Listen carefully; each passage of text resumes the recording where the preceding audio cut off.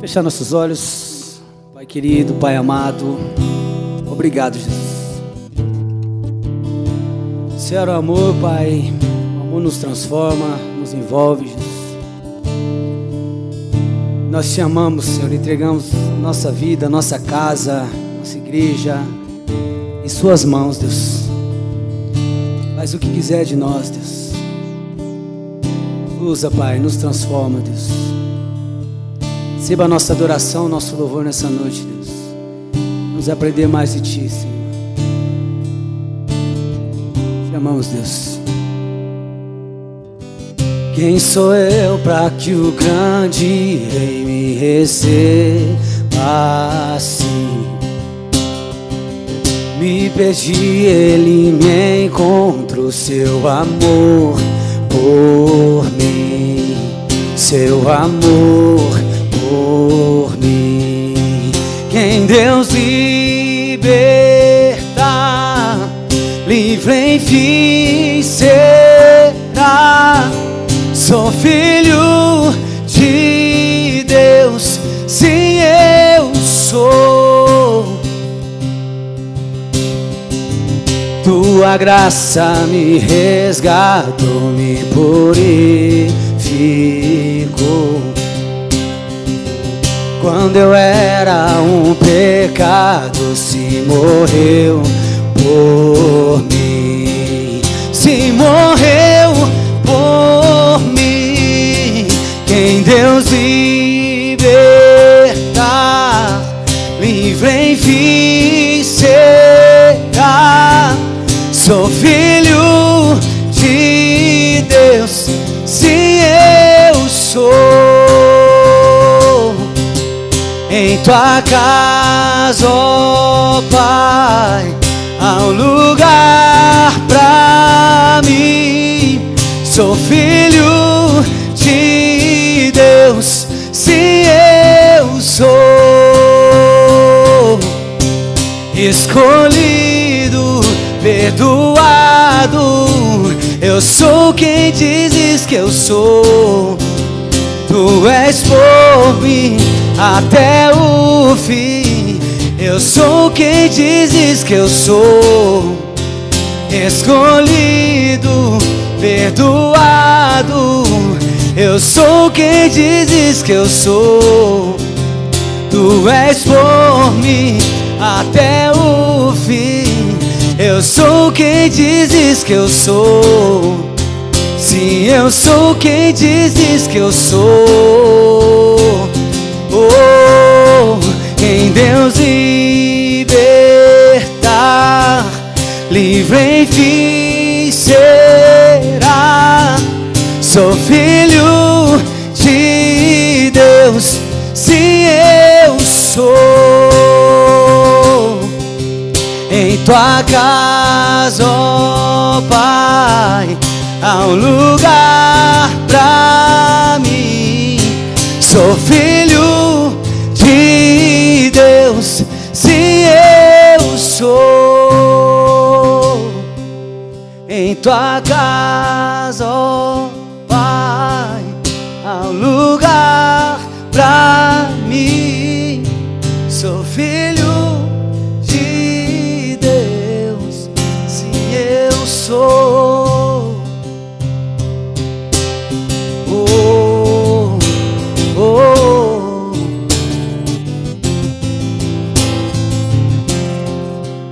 Escolhido, perdoado, eu sou quem dizes que eu sou. Tu és por mim até o fim.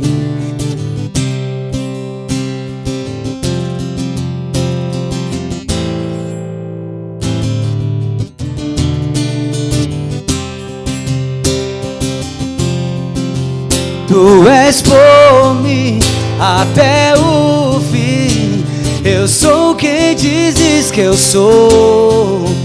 Escolhido, perdoado, eu sou quem dizes que eu sou. Tu és por mim até o fim. Eu sou quem dizes que eu sou. Sim, eu sou quem diz que eu sou. Sim, eu sou quem diz que eu sou. Oh, quem Deus libertar, livre enfim será. Sou filho de Deus, sim, eu sou. Em tua casa, ó Pai, há um lugar pra mim. Sou filho de Deus, sim, eu sou. Quem Deus libertar, livre enfim será. Sou filho de Deus, sou. Em tua casa, ó Pai, há um lugar pra mim. Sou filho de Deus, sim, eu sou.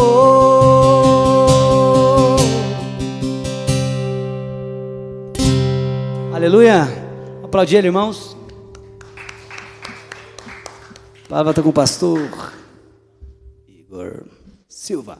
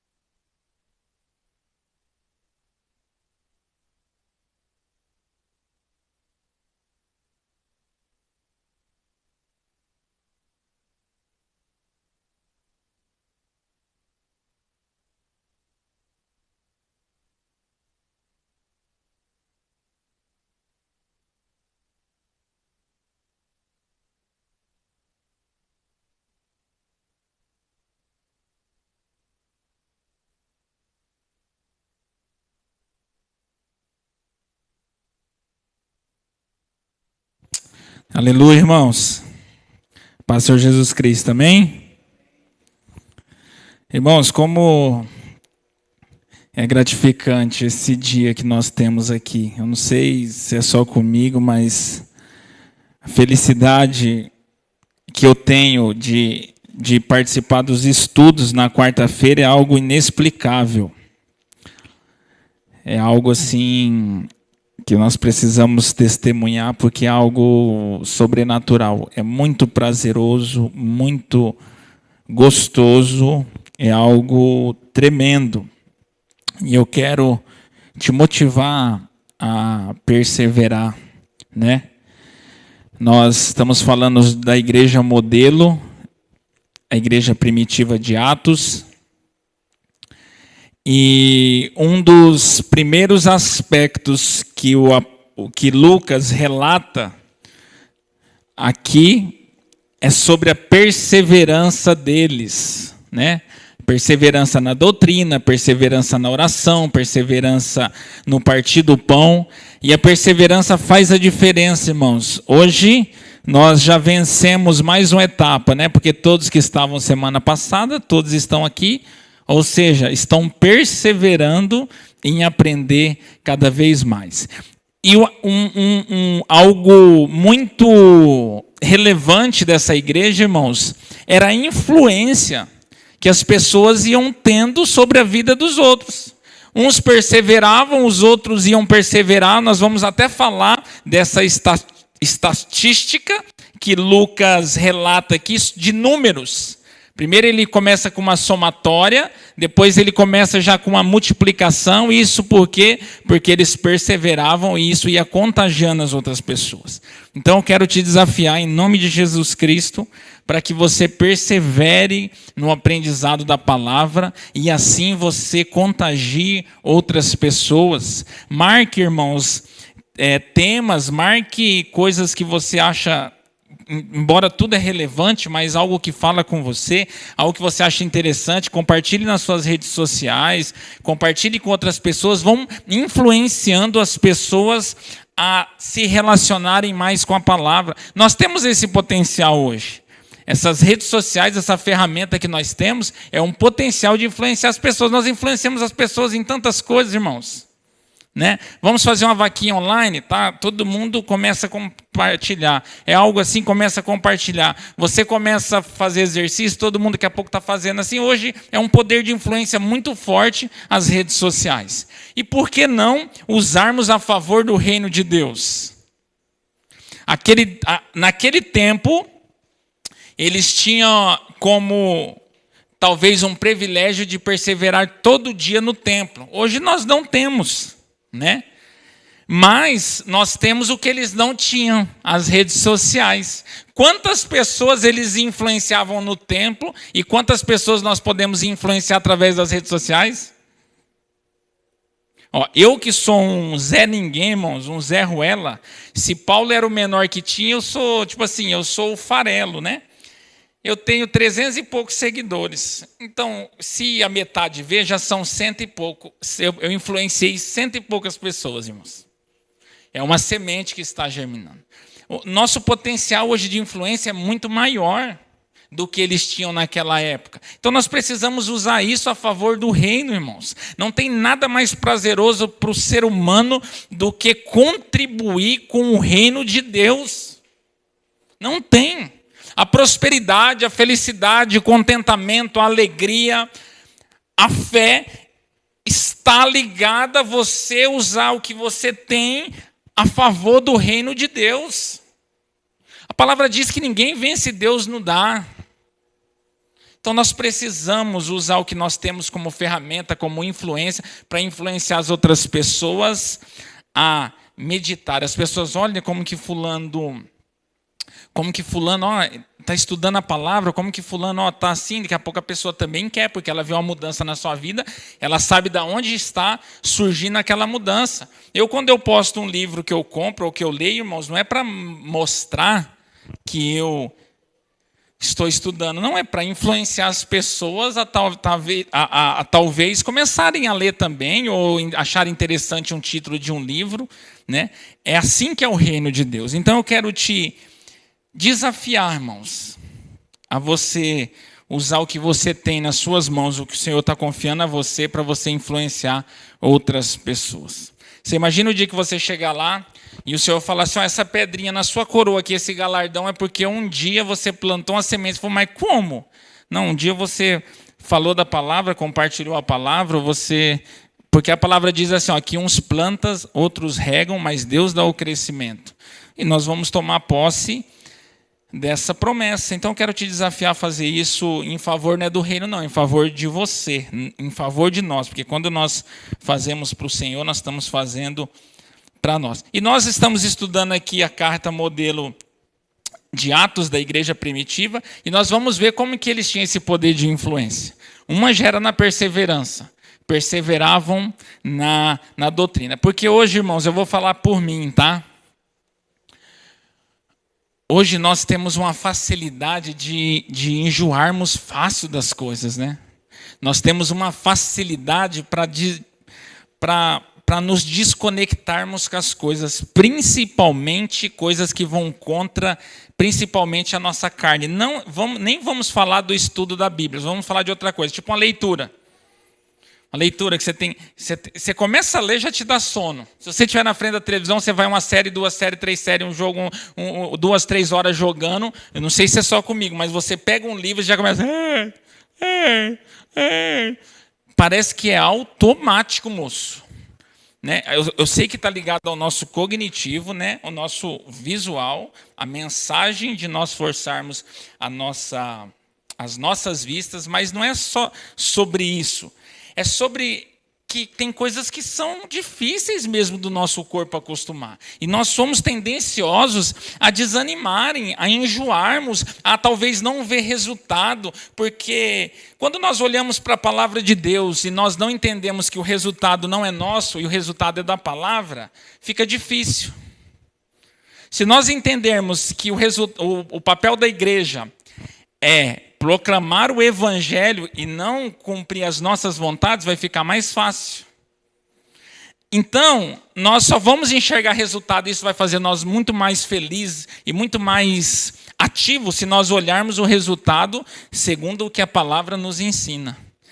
Então, irmãos, eu estou falando isso para nos alegrar que nós estamos perseverando na palavra, no aprendizado, e eu tenho certeza absoluta que se ainda não aconteceu com você, não vai demorar muito, você vai fazer uso do que você tem aprendido aqui. Vai fazer uso de alguma forma. Com a sua família, com o próximo, na igreja, de alguma maneira você vai fazer uso. Então eu quero te desafiar a você continuar perseverando e não deixar ninguém arrancar essa semente de você. Vocês lembram da parábola do semeador? A semente era uma só, nós não vemos exemplo de várias sementes. A semente é uma só, ou seja, a palavra. Agora solo, nós vemos no mínimo 4 solos diferentes. 4 solos diferentes. Um solo que aceitou bem a palavra e assim ela germinou. Outro solo que a semente caiu no meio das pedras e do espinho e ela sufocou. Outra que veio as tribulações do dia a dia e a pessoa desanimou. Então nós não podemos mudar a semente, nós precisamos tentar mudar o solo. Não cabe a nós mudar a semente é só uma palavra de Jesus, a verdade pronta, acabou. Agora nós precisamos mudar o solo, a forma que nós recebemos essa palavra, porque senão ela não vai germinar. E o que nós temos visto hoje? As pessoas tentando mudar o solo, tentando mudar a semente, não o solo. O solo não aceita a semente, então nós não vamos trabalhar para aceitar o solo, nós vamos mexer na semente.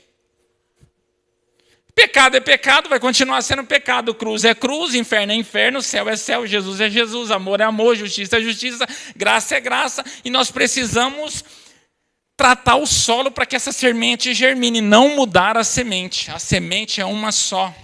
Quando nós mudamos a semente, nós estamos enxertando algo nela. E ela já não é mais original. Já viu alguma fruta que é enxertada? Laranja, essas coisas que é de enxerto mesmo. Eles enxertam a mexerica na laranja e viram um tipo ali. Eu tive envolvido um pouco com esse negócio de laranja, eu vi muitos enxertos, irmãos. Limão. Não é original. E se você for parar para pensar, eu acho que a original ela deve ser muito boa, não. Eu acho que eles foram enxertando para tentar mudar ela, né? Que se você pegar a pera, se você pegar essas laranjas, ela não é original, ela tem enxerto, ela tem uma mistura de qualidade. Talvez se pegarmos a laranja original, talvez ela não é tão gostosa do que com enxerto. Mas na laranja pode, né, irmãos? Fica gostosa, não tira. Agora na palavra nós não podemos querer enxertar algo na palavra. Nós precisamos mudar o solo, preparar o solo. E o que é o estudo? O estudo é a preparação do solo para que essa semente germine. Quando você aprende a palavra, quando você mergulha na palavra, você está preparando o solo para que essa semente germine no seu coração. E deixa eu te falar, uma semente que germina, o que acontece com ela? Ela cresce. Ela crescendo, o que vai acontecer com ela? Se ela não der fruto, pelo menos sombra ela vai dar. Se ela não der fruto, irmãos, pelo menos sombra ela vai dar. Ou seja, se você não der fruto a pronto de reproduzir, mas de alguma forma você vai agregar para alguma pessoa. Mas essa semente precisa germinar, o solo precisa ser preparado, ela precisa crescer. Então o estudo é a preparação do solo para que essa palavra cresça nos nossos corações. Irmãos, eu quero começar com um texto para nós não esquecermos desse texto. Abre lá 1 Timóteo 3,15, depois nós vamos para Atos.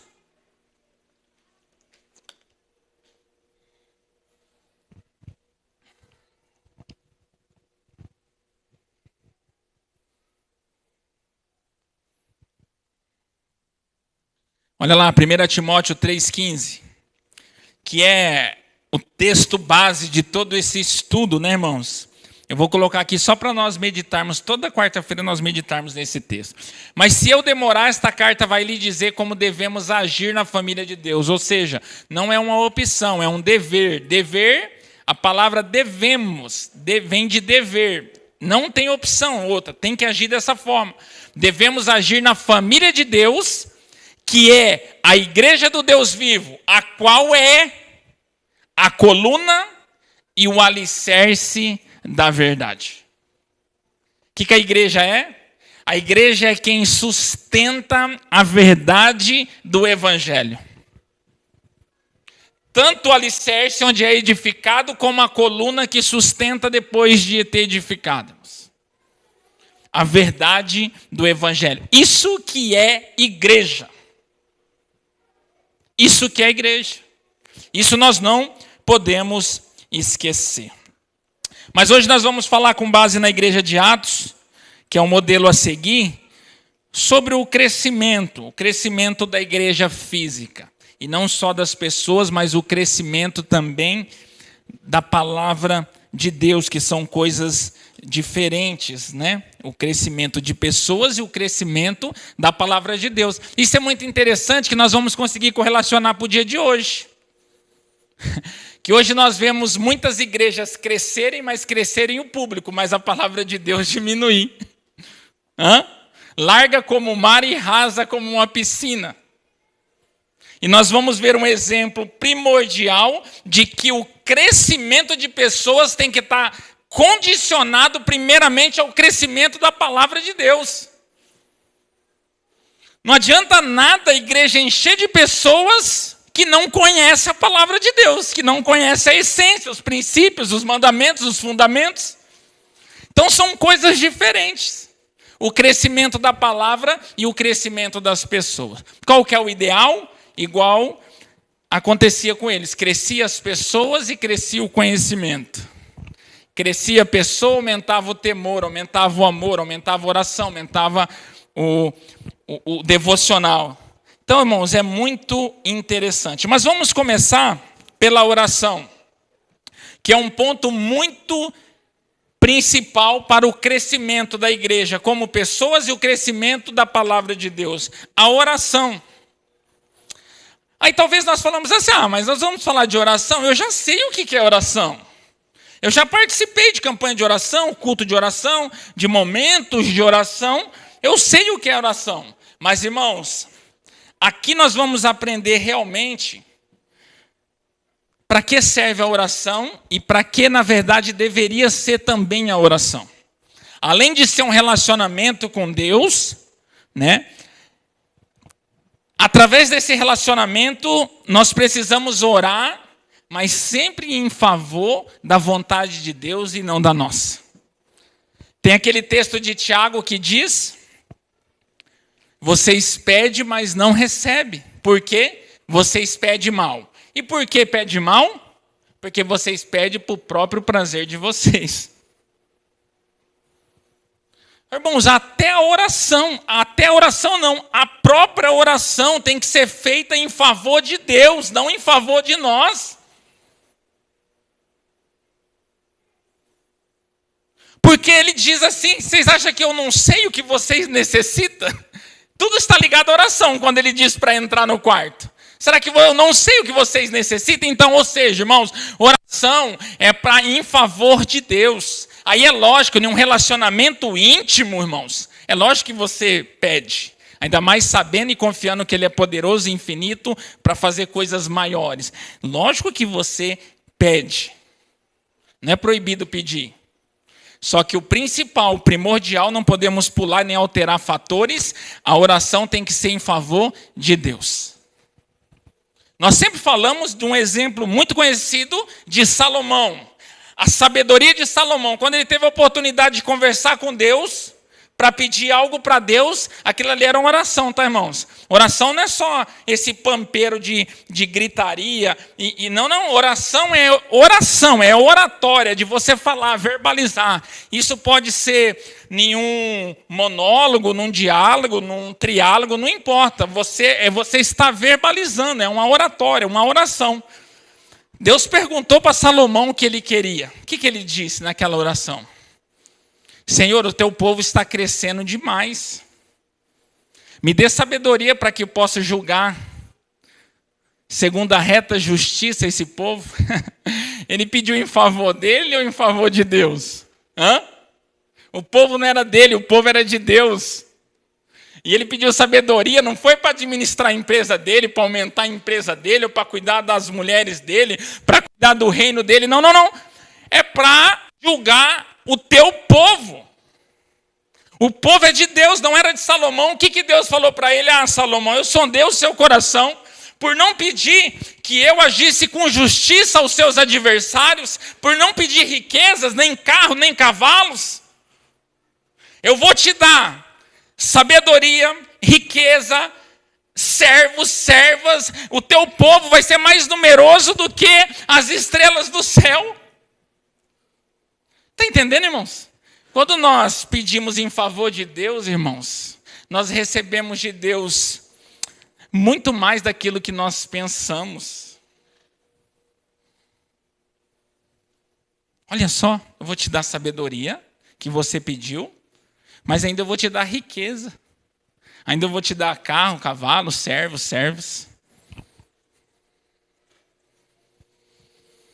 Isso é um aprendizado muito, muito grande, irmãos, e muito lindo. Porque às vezes nós sofremos para romper em várias áreas, sabe por quê? Porque todo o nosso intuito está em nós ou nos nossos próximos, não está em Cristo Jesus, não está no reino. Não está. Você imagina tudo que nós fomos fazer ou pedir, nós colocarmos primeiro o Senhor em primeiro plano? Como que não funciona? Como que não dá certo, irmãos? E sem contar que vai ser algo santo. Porque é para o Evangelho, é para o reino de Deus, é para o interesse de Deus e não para o nosso interesse próprio. Então a oração, nós vamos entender o fundamento principal dela. Abre lá Atos 4, vamos ler o 24 e depois nós vamos ler o 31.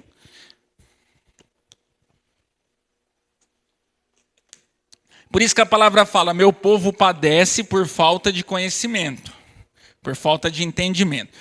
Quando nós aprendemos a maneira de orar, a maneira de agir, nós paramos de padecer em todas as áreas. Emocional, sentimental, financeira, todas as áreas. Eu falei num vídeo hoje, quando as pessoas, hoje não, né? Esses dias agora atrás.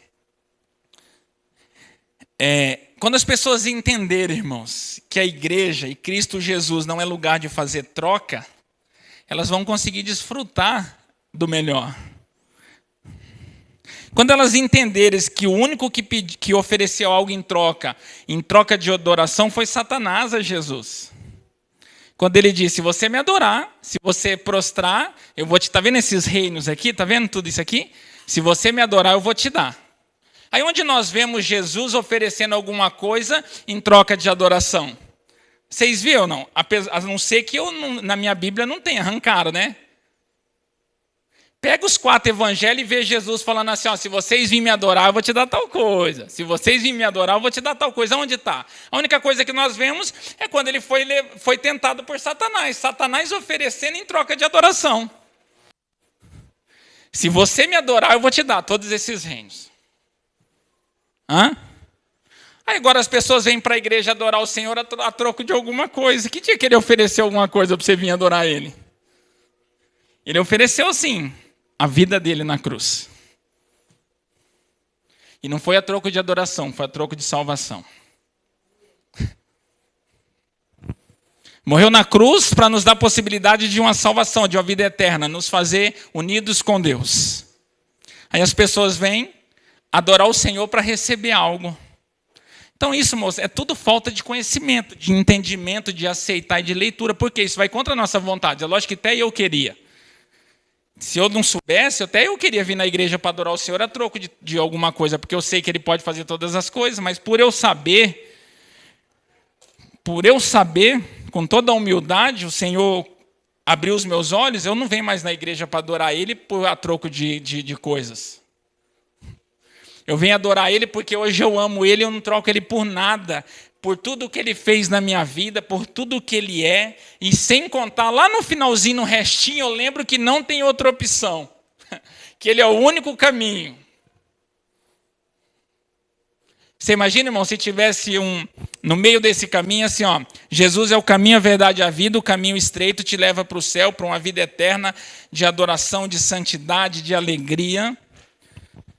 Do outro lado tem Satanás, que é o caminho largo, que é prazer momentâneo, que é prazeres dessa terra e te leva para o inferno, onde vai ver planto e ranger de dente, né? Imagina se no metade do caminho, mas assim também tem Jesus. Se você for lá oferecer lá o louvor, a adoração, ele vai te dar essas coisas. Jesus não deu essa opção. Aquele que crê e for batizado será salvo, que não crê já está condenado. Não tem uma segunda opção. Então talvez nós começamos a adorar o Senhor porque não tem opção. Mas depois, irmãos, deixa eu te falar, para mim, se acabasse com o inferno, eu não parava de adorar Jesus nunca na minha vida. Se chegasse uma mensagem aqui assim, ó, se o anjo aparecesse na minha frente e falasse assim, ó, não tem, porque para mim não existe mais inferno. Para mim, né? No meu entendimento, se ele chegasse e falasse assim, ó, não tem mais inferno, extingou, nada que você faça vai te levar para o inferno. Para mim não mudava nada a minha adoração, a minha fidelidade a ele, e mesmo com a minha mediocridade, a minha força de buscar ele cada vez mais. Sabe por quê? Porque eu não adoro ele por medo de ir para o inferno. Eu adoro ele pelo que ele é, que eu não consigo mais viver sem ele. Ele completa a minha vida, a minha família, tudo que eu faço. Isso é amor. Isso é amor, irmãos. E nós precisamos ter essa mentalidade. Vamos lá para Atos 4, vamos ler o 24. Olha lá, ó. Assim que eles ouviram isso, adoraram todos juntos. Olha lá o que é adoração, tá? Dizendo, Senhor, eu vou ler, eu ia ler só o 24, mas eu vou ler ele inteiro, que depois nós vamos chegar no 31, tá? Senhor, Tu és Criador do céu e da terra. Olha para você ver a oração e a adoração. Isso é adoração, irmãos, quando é cristocêntrica, não homocêntrica. Não tem adoração homocêntrica. É cristocêntrica, sempre Cristo aparecendo quem Ele é. Olha lá, ó. Senhor, Tu és Criador do céu e da terra, do mar e de tudo que existe neles. Tu falaste por meio do Espírito Santo e dos nossos antepassados Davi, Teu servo, quando ele disse... Porque as nações pagãs ficarão furiosas, porque os povos fizeram planos tão tolos. Os seus reis se preparam e os seus governantes se ajuntaram contra o Senhor Deus e contra o Messias que ele escolheu. Isso é adoração, tá, irmãos? Isso aí eles estão adorando, viu o que falou lá? Se ajuntaram e começaram a adorar. Isso é adoração. Adoração não é você ficar movendo a sua carne. Não, adoração, irmãos, é engrandecer a Deus. Isso é verdadeira adoração. Não tem outro tipo de adoração. Continua. De fato, Herodes e Pôncio Pilatos se juntaram aqui nessa cidade com os não-judeus e com o povo de Israel contra Jesus, o teu dedicado servo que escolheste para ser o Messias. Eles se reuniram para fazer tudo o que... Ó, irmãos, volta aí. Só para mostrar qual a nossa diferença entre nós e Deus, tá? Que hoje nós vemos as pessoas querendo estar no mesmo nível de Deus. A Bíblia coloca Jesus perante Deus como um servo. Hã? Olha lá, irmãos, ó. Contra Jesus, o teu dedicado servo. Jesus sendo Deus, tá? Agora nós não somos nada, nós queremos estar no mesmo nível de Deus. Eu quero, eu determino, eu faz, se não fazer, eu vou sair da igreja, eu vou ficar embirrado, eu quero, eu determino, eu tomo posse. Olha lá, irmão, Jesus. A Bíblia coloca Jesus como servo, irmão. Sabe por quê? Porque Deus é soberano.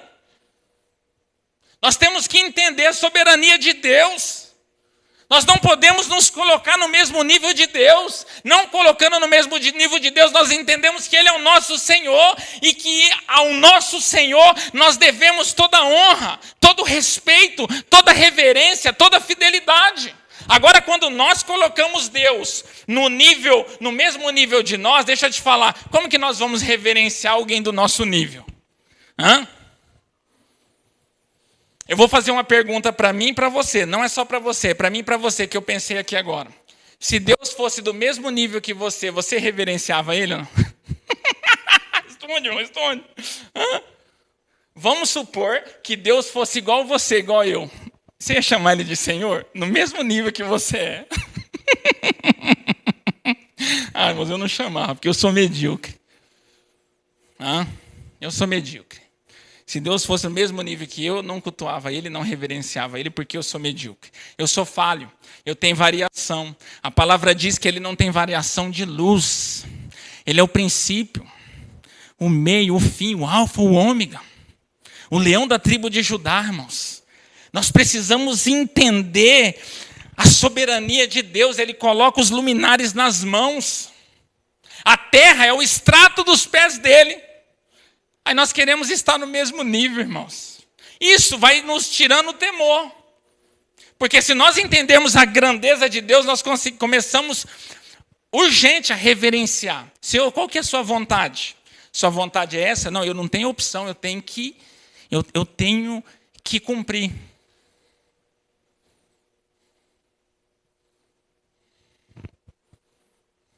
Vamos continuar lá. De fato, Herodes e Pôncio Pilatos se juntaram aqui nessa cidade com os não-judeus e com o povo de Israel. Contra Jesus, o teu dedicado servo, que escolheste para ser o Messias. Eles se reuniram para fazer tudo que, pelo teu poder, pela tua vontade, já havia resolvido que ia acontecer. Próximo. Agora, Senhor, olha para as ameaças deles. Dá aos teus servos confiança para... Olha lá, preste atenção, nós chegamos no 29 no que eu queria. Põe a Almeida atualizada. Isso, aqui, ó. Essa daí é boa, essa versão. Agora, pois, Senhor, olha a oração deles pedindo para Jesus, para Deus. Olha para as suas ameaças e concede aos teus servos que falem com toda a ousadia a tua palavra. Primeira coisa, para que é a oração? Para o benefício de Deus, para anunciar a palavra de Deus, não é a nossa palavra. A oração não é para que o nome da igreja seja conhecido no Brasil, ou os membros da igreja, ou o pastor da igreja, não. O ponto principal, primordial, indiscutível, que a oração pode fazer é que nos dê ousadia, que o Senhor nos dê intrepidez, ousadia para anunciar a palavra dele. Próximo. Olha o significado da oração, irmãos. Eles não estavam pedindo perseguição. Isso aí, se você for olhar o contexto, ele estava vindo de uma perseguição. Pedro, João tinha sido preso por ter curado. E eles querendo proibir que eles continuassem falando as doutrinas de Jesus. Se é com nós, numa primeira perseguição, que nós vamos orar a Deus para quê? Senhor, nos proteja, livra nós, livra a nossa família, livra nossas coisas. Não, o que eles pediram? Ousadia para continuar falando a palavra. Não se acovardaram. A prioridade é anunciar, propagar o evangelho de Deus. Próximo, Zé. 30, né? Enquanto estendes as tuas mãos para curar e para que faça sinais e prodígio pelo nome de teu santo filho. Aí, ó, 31. E tendo orado, eles estavam orando, moveu-se o lugar em que estavam reunidos. E todos foram cheios do Espírito Santo. E o que eles fizeram quando eles foram cheios do Espírito Santo? Às vezes a gente vê algumas coisas, né, irmãos? Não é uma crítica, como eu falo sempre, é só para nós conseguirmos interpretar. A gente vê umas coisas e as pessoas falando que o céu desceu na terra, que Deus desceu no lugar. Mas como? Para o céu descer na terra, para a terra estremecer, para o Espírito Santo agir, tem que ser desse nível aí, ó. E tendo orado, moveu-se o lugar, tremeu o lugar, irmãos, que estávamos reunidos. E todos foram cheios do Espírito Santo. O que eles fizeram quando eles encheram do Espírito Santo? E anunciavam com ousadia a palavra de Deus. Lembra que nós falamos, não sei se foi no estudo ou na pregação, que quando nós fomos revestidos de poder, era a autoridade de Deus e a permissão de Deus para quê? Para anunciar a palavra. Foram cheias do Espírito Santo. E cheias do Espírito Santo, vê se eles foram atrás de fazer milagres. Vê se eles prometeram alguma coisa. Eles foram anunciar a palavra verdadeira, porque era só isso que estava mudando essas pessoas. Irmão, se tinha uma igreja, deixa eu te falar. A nossa igreja aqui, se comparado à probabilidade de dar problema em vista dessa daqui, a nossa tem 1% e essa daqui tem 99%. A igreja que era mais para dar mais errado e mais ter problema é essa igreja aqui. Isso aqui tinha os helenistas da dispersão, tinha judeus, tinha hebreus, tinha gente de tudo quanto é lado, irmãos. Pessoas da lei, do judaísmo. Irmãos, nós, pelo menos, nós moramos tudo aqui em Paranavaí. Ó, acho que todo mundo aqui mora, se não for desde criança, mas já tem mais de 20 anos aqui, não tem? Nós já se acostumamos, todo mundo tem a mesma cultura, acostumamos com o clima, sabemos um da vida do outro, sabe se o outro come, se o outro não come, se é ovo, se é carne, sabe tudo, irmão, sabe se tem dinheiro, se não tem, você entendeu? Porque hoje é fácil saber se tem dinheiro, né, irmãos? É só ver um folderzinho agradecendo a Deus, então entrou um dinheirinho. Aí quando está na prova, igual eu falo para o Delcim, sabe qual que é você sabe quando o Delcim começar a cruzada dele evangelística, irmãos? Sabe como que é o slogan dele?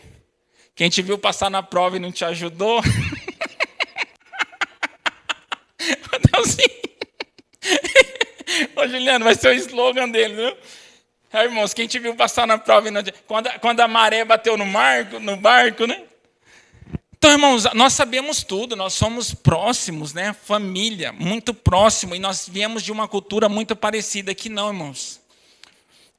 A influência religiosa, a cultura religiosa era muito forte nesse tempo.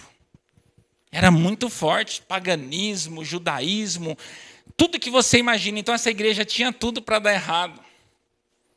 Tudo para dar errado.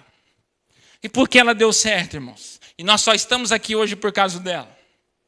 Porque eles não saíram do trilho, perseveravam na doutrina, na oração, tinha tudo em comum.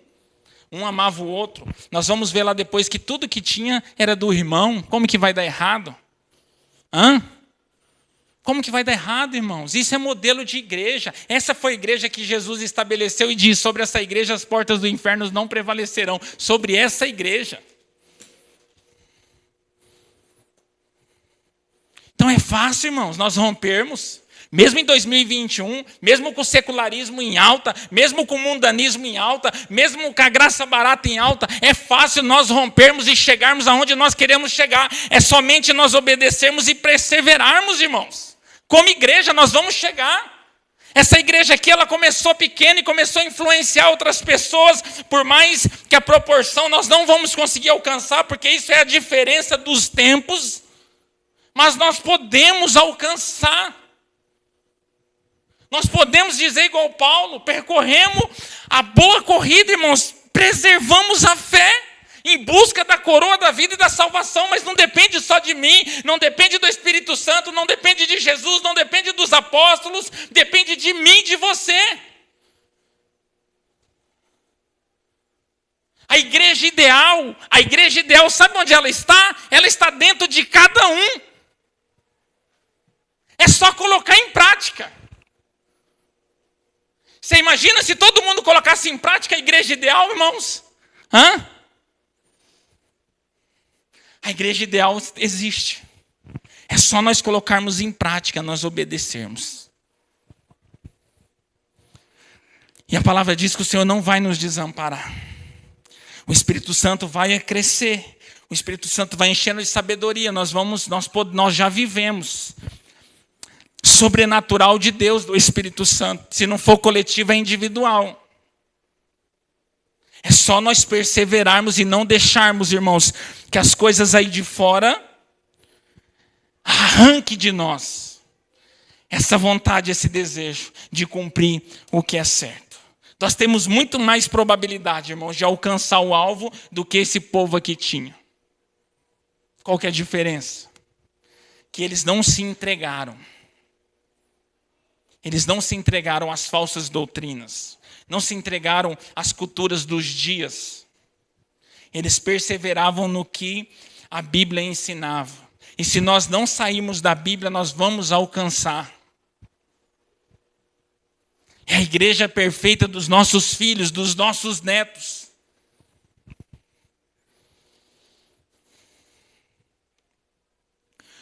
Abre lá de novo 31, Zé.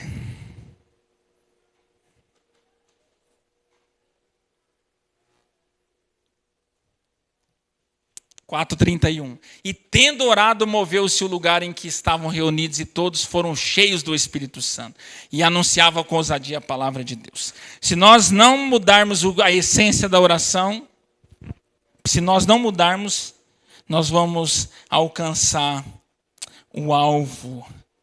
Irmãos, agora vamos falar também do crescimento. O crescimento do povo primeiro, depois nós vamos falar do crescimento da palavra. Eu vou ler um aqui que não está aqui, mas é para complementar rapidão o que nós falamos no passado.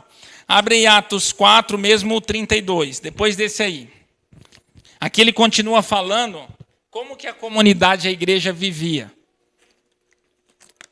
Aquele dia nós falamos lá, que os que iam se convertendo, e eles perseveravam. Ali, ó, que fala, ó, abre lá, Atos 4, 32. E era, irmão, isso aqui é lindo quando nós lemos isso aqui. E era o meu sonho isso aqui, ó. E era um coração e a alma da multidão dos que criam. E ninguém dizia que coisa alguma do que possuía era sua própria. Mas todas as coisas lhe eram em comum. Como com a igreja dessa não dá certo? Hã? Não entendi. Comunhão. O comum. A comunhão não é estar junto. A comunhão é entender que o seu é do seu irmão. E o que do seu irmão é seu. Que se você passar pelo vale, pela prova, não importa o título que você seja, você não está sozinho. Se você perder sua casa, você não vai dormir na rua. Tem um monte de irmão que vai compartilhar a casa para você. Se você perder seu carro, irmão, você não vai estar de a pé. Se não tiver condição de te dar um carro, de te emprestar, vai te dar uma carona.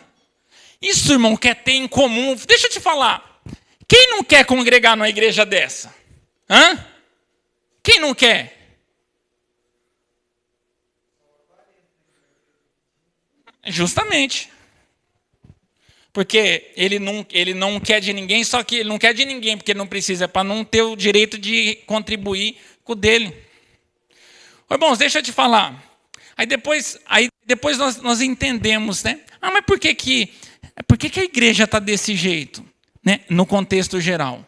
É porque as pessoas não estão desse jeito.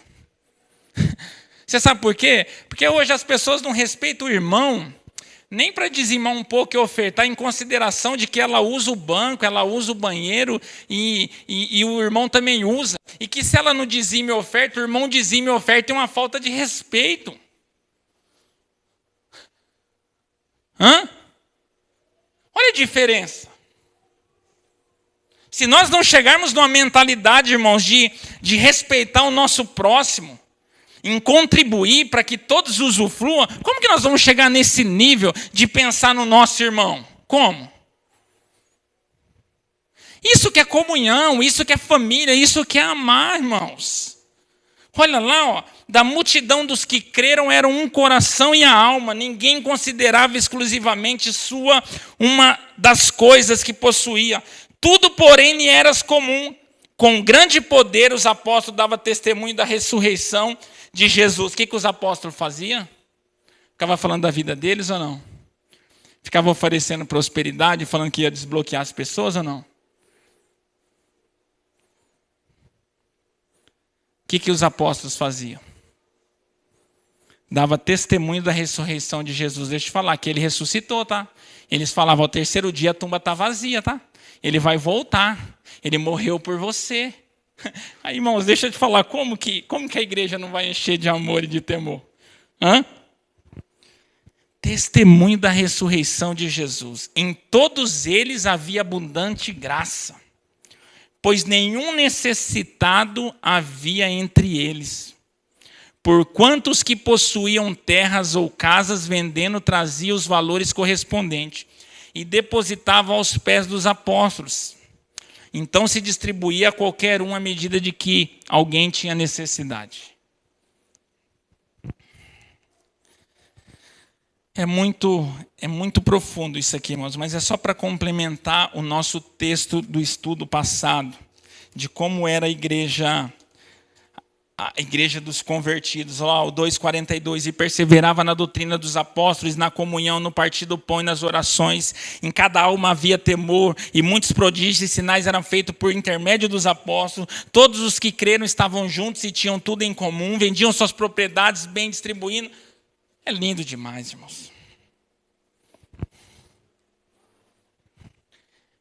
Como houve uma inversão, né? É lógico, se há inversão de palavra de princípio, vai ter inversão de interpretação e de aplicação, né? No começo, os pastores testemunhavam a ressurreição de Cristo e o povo levava para a igreja, né? Hoje é assim, os pastores testemunham da vida deles e o povo vai para a igreja para arrancar da igreja. Olha como que inverteu, irmão. Se inverte doutrina, se negligencia a doutrina, o aplicar vai ser diluído, deturpado também. Hoje não se vai na igreja entregar, só vai se for uma troca, mas não vai entregar pela necessidade dos irmãos. Não vai. Hoje vai para a igreja para receber. E antes ia para a igreja para levar. Como que vai dar certo, irmãos? Como que vai manifestar o Espírito Santo? Não tem como. Olha o que falou aqui, ó. Isso aqui é interessante também. Olha lá.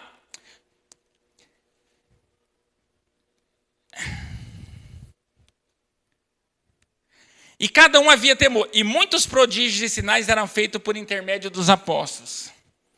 Você vê sinais e prodígios hoje? Não vê, irmão? Tinha aqui, sabe por quê? Eles abriam a boca para testemunhar a ressurreição de Jesus. Só tem um que pode fazer milagre hoje baseando no que é pregado hoje: Satanás. Porque o homem só fala do homem, cristocêntrico, Satanás faz, e ele pode fazer. Ele faz aleijado andar, cego enxergar, nego vomitar câncer, Satanás faz.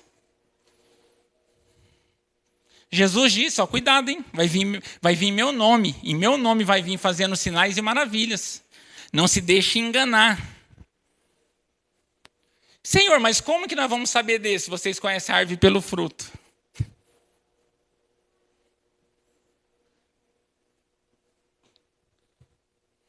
Está pregando palavra, doutrina, santidade? O milagre é de Jesus. Não está, irmãos? Duvide.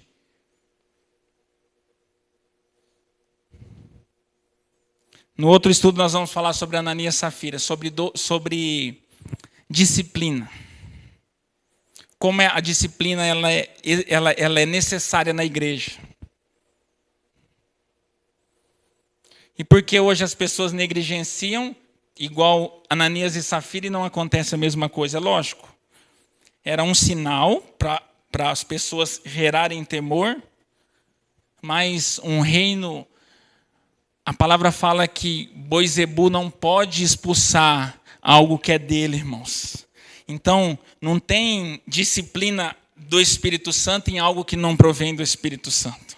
Não tem. Está lá no coração, está lá na raiz. Vamos lá, Atos 5. Foi só para complementar o da semana passada.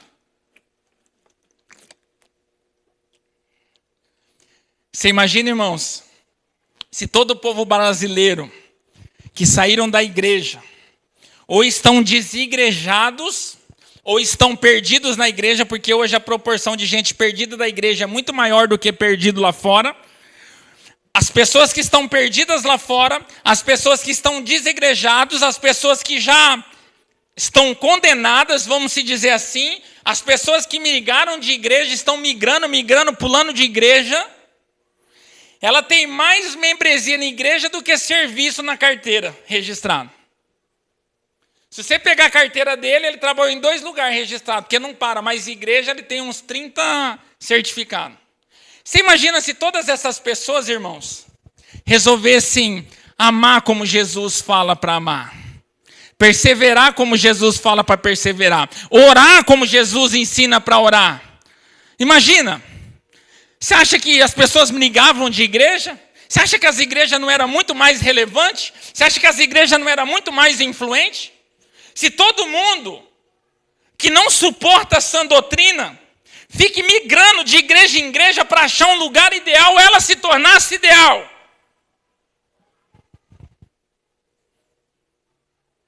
Você imagina se todas as vezes que você quisesse que o seu esposo fosse perfeito, você arrumasse outro esposo? Quantos casamentos você já tinha? Ou vice-versa? Não é muito mais fácil você entender o que te cabe e tornar você perfeito? Essa é a essência, irmãos, do evangelho, da verdade da igreja. Nós precisamos se tornar perfeitos para que a igreja seja perfeita. Perfeitos para que a igreja seja perfeita. E nós não podemos perder a oportunidade. Porque hoje é difícil, irmãos, você encontrar alguém que quer lutar, batalhar, ser perseguido, caluniado, por perseverar na verdade. É difícil. E nós temos que valorizar isso. E cada vez mais colocar mais força para sermos relevantes. Não importa se seja no Oasis, se seja aqui no Morumbi, se seja em Paranavaí, no Brasil e no mundo. Não importa. O que importa é nós sermos relevantes aos olhos de Deus.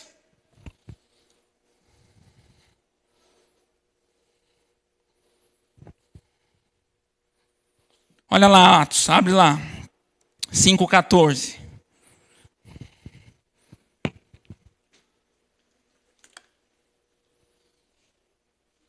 E a multidão, olha lá, irmãos, e a multidão dos que criam no Senhor, tanto homens e mulheres. Isso foi depois do acontecido de Ananias e Safira, porque antes Lucas relata só os homens, 3.000 homens. Por quê, irmãos? Era uma tradição daquele tempo. No censo, não se relatar homens e crianças, ou mulheres e crianças. Era uma tradição, um relato ser só de homens. Lembra das multiplicações? E era a quantidade de 5.000, fora as crianças. Então, eles não tinham censo, não contavam as mulheres e as crianças. Mas, depois do acontecido de Ananias e Safira, o papel da mulher ali se tornou um pouco mais visível. Aí, Lucas já relata as mulheres também. Deixa aberto, Zé. Olha lá. E a multidão dos que criam no Senhor, tanto homens, agora já fala, como mulheres, crescia cada vez mais. Está vendo o que é a perseverança na doutrina, na oração correta, o que faz? Pessoas crescem em Cristo Jesus. Pessoas se multiplicam.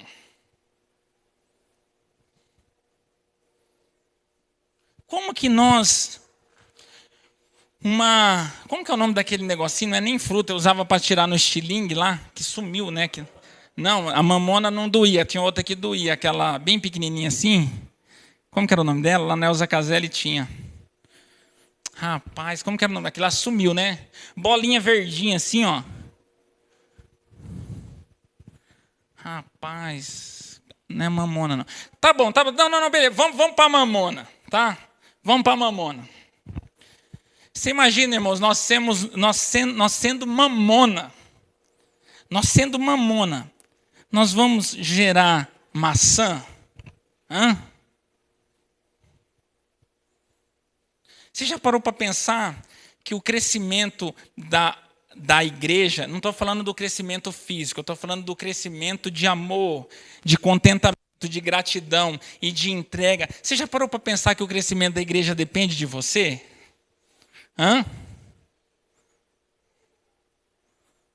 Já parou para pensar ou não? Então, se nós somos mamona, nós não vamos gerar maçã. Se nós não somos amorosos, nós não vamos gerar ninguém com amor. Se nós não temos temor, nós não vamos gerar ninguém com temor. Se nós não temos compromisso, nós não vamos gerar ninguém com compromisso. Se nós não temos aptidão para a palavra, nós vamos gerar ninguém. Nem nossos filhos nós vamos gerar com aptidão para a palavra. É assim que funciona. É a influência, a reprodução. Olha lá, ó, deixa aberto, Zé.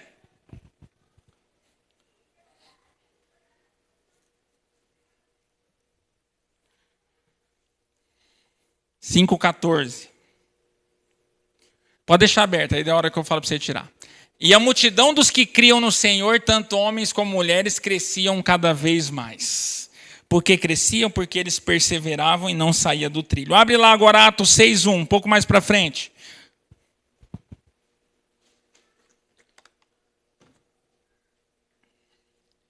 Ora, naqueles dias, crescendo o número dos discípulos, nós estamos falando de crescimento, você pode ver que só fala de crescimento. Ora, naqueles dias, crescendo o número dos discípulos, houve uma murmuração dos gregos. Tinha que chegar, né, irmãos? O problema estava muito perfeito até agora, né?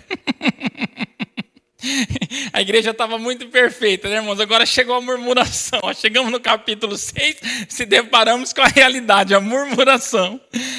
Meu Deus, não vamos nem ler o resto. Isso era daquelas viúvas, irmãos, helenistas, da dispersão.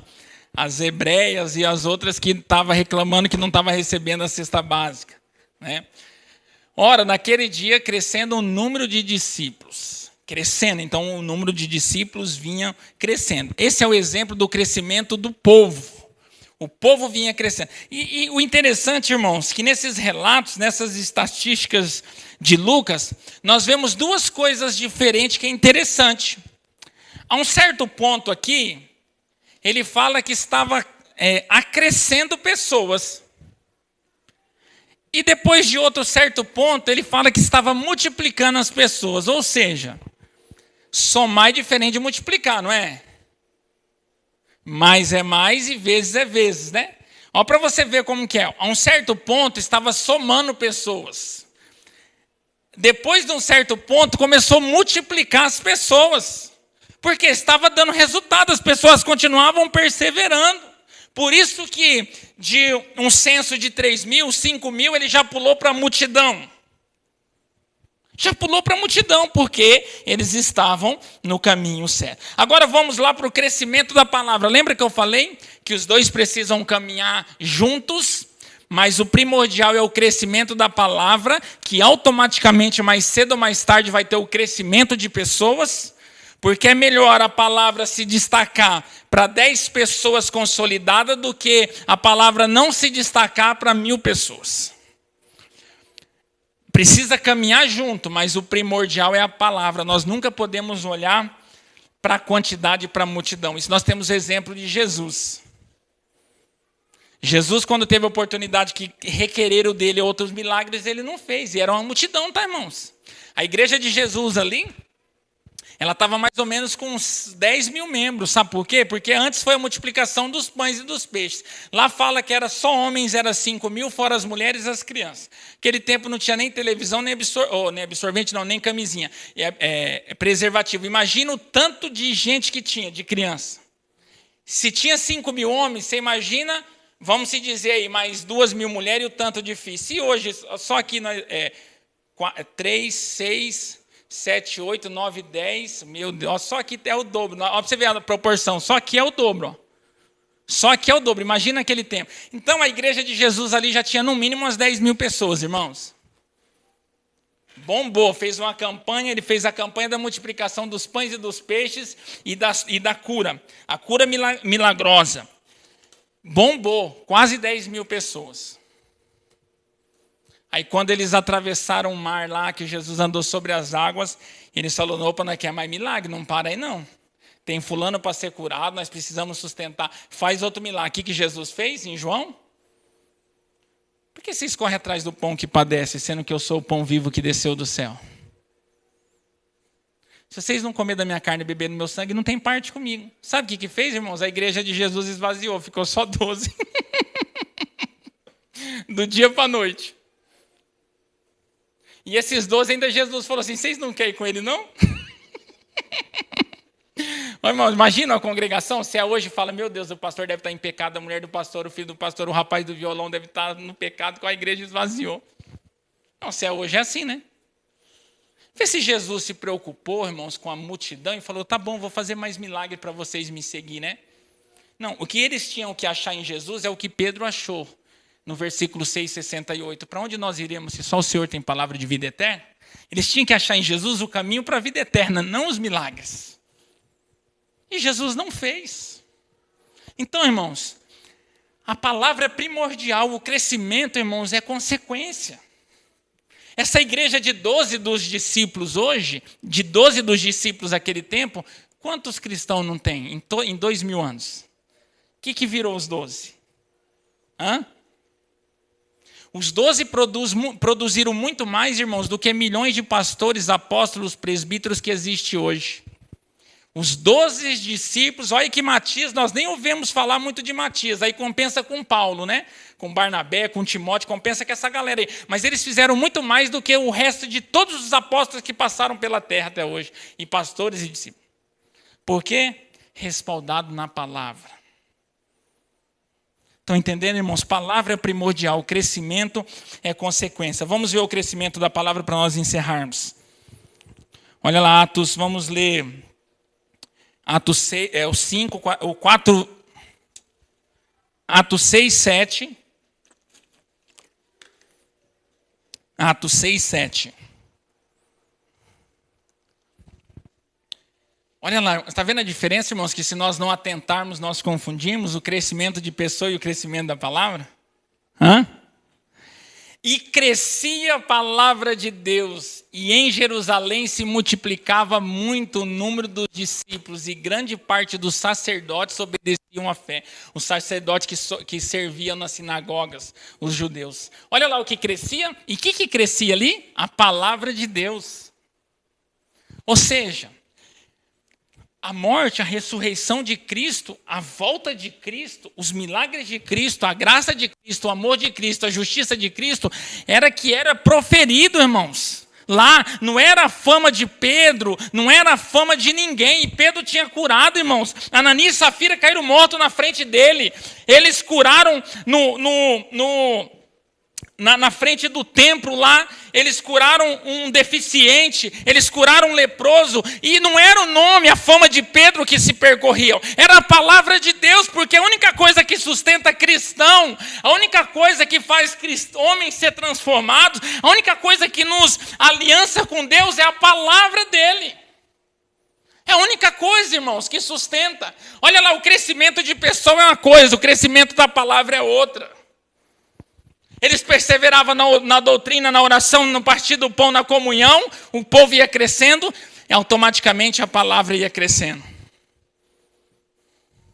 Porque hoje, o censo aí fala que quantos evangélicos tem no Brasil? Quantos? E não sei quantos por cento, né? Vamos fazer uma conta simples. Baseado pelo evangelho que anuncia, será que é verdade? Se fosse basear o evangelho que é anunciado, era verdade essa quantidade de pessoa?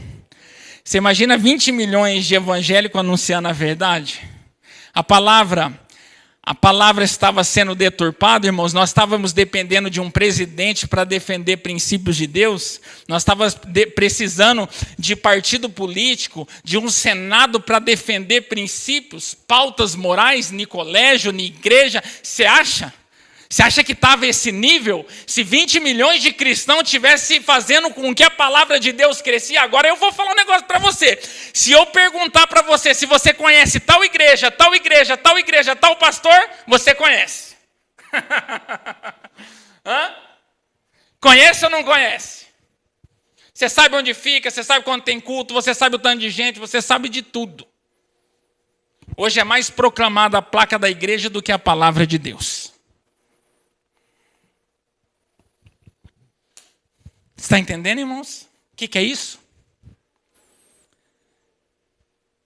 É a deturpação da verdade. É deixar de ser coluna e alicerce da verdade. E isso, irmão, você acha que isso influencia só no pastor, na igreja, na igreja congregacional, não, isso influencia em mim, você e nos seus filhos, no seu casamento, na sua empresa. Influencia diretamente. Sabe por quê? Porque é o seguinte, talvez tem pessoas da sua família perto de você que não vai chegar a Jesus por causa da falta da palavra, do escândalo, da deturpação, do que fizeram com o nome de Jesus. Pessoas próximas a você, que você às vezes chama até para vir na igreja, se chama, as pessoas não querem, porque já tiveram uma experiência desagradável com o nome de Deus e com a instituição igreja. Então como que não influencia? E qual que é nosso papel? Mudar isso, irmãos. Sustentar. Se nós somos coluna, nós damos o sustento. Se nós somos alicerce, nós criamos algo em cima da verdade. Sustentar isso. Porque eu tenho certeza que se você alcançar o céu, você vai querer ver pessoas perto de você lá também.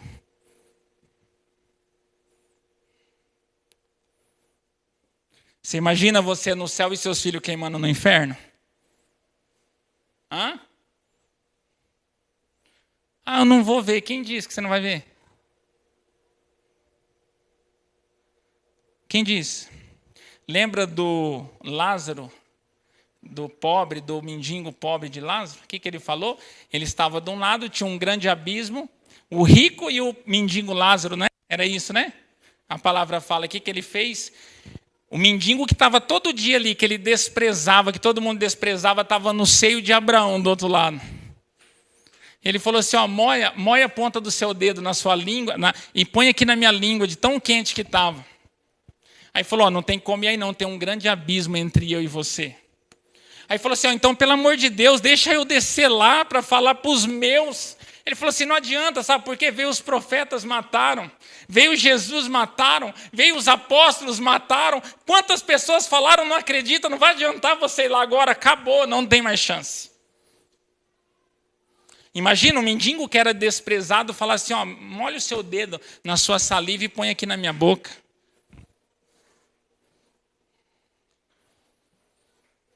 Nós precisamos, irmãos, sustentar a verdade para nós alcançar os nossos também. Alcançar o nosso. É melhor nós julgar os nossos aqui do que julgar lá no inferno. Nós precisamos nos posicionar, dar bom testemunho, defender o evangelho, motivar, incentivar. Incentivar. E isso depende de quem? De nós. Eles iam crescendo e crescia a palavra de Deus. E em Jerusalém se multiplicava muito o número dos discípulos. Se multiplicavam. Agora já não tem mais nem número, se multiplicava porque a palavra de Deus crescia. E assim, irmãos, não estou falando nem literalmente nós queremos comparar com multidões. Não. Eu estou querendo que nós entendamos a solidez do pouco. Não importa se nós vamos alcançar 30, 40 pessoas ou uma pessoa só. Não é isso. Quando nós falamos em números aí, é para entender o que é correto. Por quê? Tem resultado. Só que o resultado deles não vai ser o nosso. Da mesma forma. Não é porque eles alcançaram multidão que nós vamos alcançar. Só que o evangelho verdadeiro, o céu, ele não se restringe à quantidade. Não se restringe à multidão. A palavra fala que Deus tem prazer em uma alma. Não se restringe. O que nós temos que aplicar como normativa é a conduta, a forma de aplicar a igreja. Agora, os números, isso não vai bater, porque são tempos, história, geografia, cultura diferente. Mas nós precisamos se atentar e defender a norma, que é a doutrina, que é o amor, que é a perseverança. Se coloque de pé, por gentileza, irmãos. Vamos orar. Obrigado, Jesus, por mais essa oportunidade, Pai. Que o Senhor enche nosso coração de alegria, Pai, por nos aprofundar mais na Tua palavra, Senhor.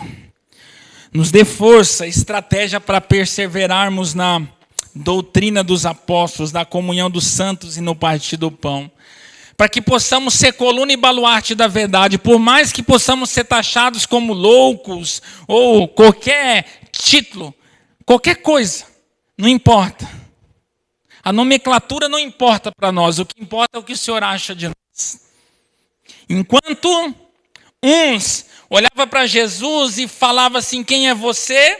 Deus olhou lá de cima e falou, este é meu filho amado, a quem eu tenho prazer, porque obedeci o Pai. Então nós não nos preocupamos com nada, se preocupamos do que o Senhor acha de nós.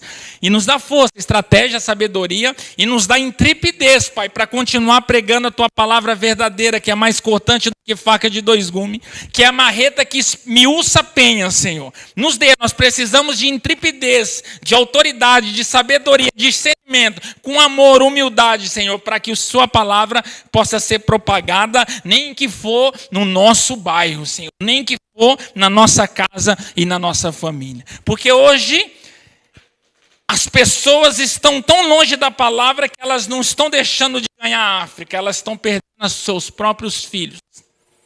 As pessoas estão tão longe da verdade, da rocha, que elas não estão deixando de ganhar para Navaí, elas estão perdendo a sua casa. Nos dá estratégia, sabedoria, nos mantém firme, Pai, para a Tua honra e para a Tua glória. Que ninguém conheça o nome dessa igreja, mas que conheça o Teu nome. Que conheça o cabeça da igreja, não precisa saber do nome, Senhor, mas que conheça o cabeça da igreja. Obrigado, Pai. Leve cada um aqui debaixo da Sua proteção. Ô, Pai, acrescenta cada um segundo o Teu coração, que o Senhor possa proteger os nossos filhos. Aquela criança que está na Santa Casa, Pai, nós queremos levantar um clamor aqui agora. Os médicos diagnosticaram, nós não conhecemos pai, mãe, não conhecemos nada, mas nós somos um só em Cristo Jesus. E nós queremos agora, Pai, clamar. Os médicos desenganaram, Pai. Eu estou fazendo de mim o que aquele pai está sentindo nesse momento, o que aquela mãe está sentindo. Não é a cor, não é a classe social, não é o nome do ministério, não importa que faça nós levantarmos um clamor. O que importa agora é porque o Senhor é soberano e que nós somos pais. E eu não quero imaginar o que aquela mãe, aquele pai está sentindo, sabendo que o seu filho está desenganado e que eles vão desligar os aparelhos, Pai. Se for da Tua vontade, Senhor, não da vontade do homem, não para que o homem apareça, não para que a denominação apareça, mas que o Senhor dê uma ordem a respeito daquela criança, Pai, e ela volte, Senhor, a viver, que ela seja testemunho vivo, Senhor, que eles ofereçam aquela criança especificamente para o Senhor, para que ela sirva o Senhor, para que ela testemunhe o milagre do Senhor. Dê uma ordem a respeito daquela criança, Senhor. O diagnóstico médico é aceitável, Senhor, mas a nossa fé, ela nos faz aguentar e até discordar do que é aceitável. Nós acreditamos na medicina constituída pelo Senhor, mas a nossa fé, o Deus que nós servimos, nos faz contrariar a medicina, e nós acreditamos no milagre, Senhor. Nós acreditamos no milagre. Visita aquele leito neste momento, Senhor. Tantos adultos que negligenciam a Tua palavra, a Tua igreja, os Teus caminhos, Senhor, que escandalizam, e aquele anjo, aquela criança, Senhor, querendo viver. Oh, Pai, nós sabemos que a Sua vontade é soberana e nós vamos aceitar. Mas visita, Senhor, aquela criança na Santa Casa agora, Senhor. Visita, Pai, para que Seu nome seja exaltado, para que as pessoas entendam que o nosso Deus é vivo e que reina para sempre. Assim como o Senhor curou o filho do oficial, e ele diz, não precisa ir lá não, Jesus. Eu tenho servos e quando eu falo eles obedecem. Somente dê uma ordem a meu respeito. Dá uma ordem, Senhor, a respeito daquela criança e que haja fôlego de vida. Não é para que os médicos, a instituição de saúde, a medicina seja descredibilizada como algo que negligenciou. Não. É para que o Seu nome seja engrandecido e que as pessoas vejam um milagre em um Deus maravilhoso. Proteja os nossos filhos, Senhor. Nos dê saúde, sabedoria. E se a tua vontade for levar aquela criança, que o Senhor console o coração dos filhos, dos parentes, dos amigos. Console, Senhor. E que se for da sua vontade, o Senhor restituirá muito mais, Senhor. Obrigado, Senhor. Obrigado por nos dar o privilégio de ter contato com a tua palavra, Senhor, ter contato com o teu Espírito. Perdoa as nossas fraquezas, a nossa mediocridade. Perdoa, Senhor. Mas nos chacoalha, Senhor. Não deixe-nos sair do trilho, nos chacoalhe.